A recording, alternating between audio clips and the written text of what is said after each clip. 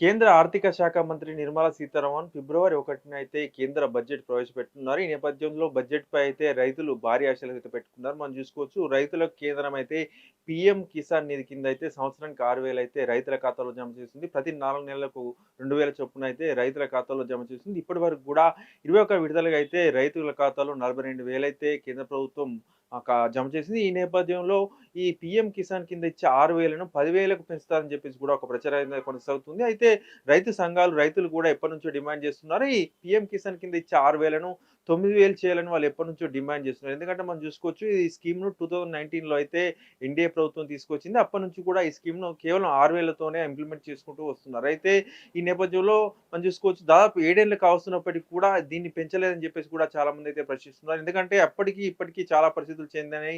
ద్రవ్యోల్బణం పెరిగింది. ఇటు ఎరువుల కాస్ట్ పెరగడం కావచ్చు, కూలీల కాస్ట్ పెరగడం కావచ్చు. ఈ నేపథ్యంలోనే పీఎం కిసాన్ నిధి కింద ఇచ్చే 6,000ను 10,000కు పెంచాలని చెప్పేసి కూడా డిమాండ్ అయితే పెరుగుతుంది. ఈ నేపథ్యంలో ఈ బడ్జెట్‌లో ఈ పీఎం కిసాన్ మీద కూడా ఏదైనా నిర్ణయం తీసుకునే అవకాశం ఉన్నట్లయితే మనకు కనిపిస్తుంది. అంతేకాకుండా ఎరువులపై కూడా కేంద్రం సబ్సిడీ ఇస్తుంది. ఈ సబ్సిడీ కూడా పెంచే అవకాశం ఉన్నట్లు కూడా వార్తలైతే వస్తున్నాయి. అయితే దీనిపై బడ్జెట్‌లో కూడా నిర్ణయం తీసుకోవాల్సి ఉంటుంది. అంతేకాకుండా వ్యవసాయ యంత్రాలు ఏవైతే ఉన్నాయో వ్యవసాయ పనిముట్లు, వ్యవసాయంలో వాడే యంత్రాలకు సంబంధించి, పనిముట్లకు సంబంధించి కూడా టాక్స్ ఏవైతే ఉందో టాక్స్‌ని తగ్గించాలని చెప్పేసి కూడా చాలామంది డిమాండ్ చేస్తున్నారు. ఒకవేళ ఇది జరిగినట్లయితే తక్కువ ధరల్లో అయితే రైతులకు ఈ ట్రాక్టర్లు కావచ్చు, టిల్లర్లు కావచ్చు, వ్యవసాయంలో ఉపయోగించే పనిముట్లయితే తక్కువ ధరకు లభించే అవకాశం ఉంది. అంటే వీటన్నిటిపై కూడా ఈ బడ్జెట్‌లో నిర్ణయం తీసుకుంటారని చెప్పేసి కూడా రైతులైతే ఆశిస్తున్నారు. అయితే చూడాలి మరి ఫిబ్రవరి 1 రోజున బడ్జెట్‌లో మరి రైతులకు సంబంధించి ఎలాంటి నిర్ణయం తీసుకుంటారో.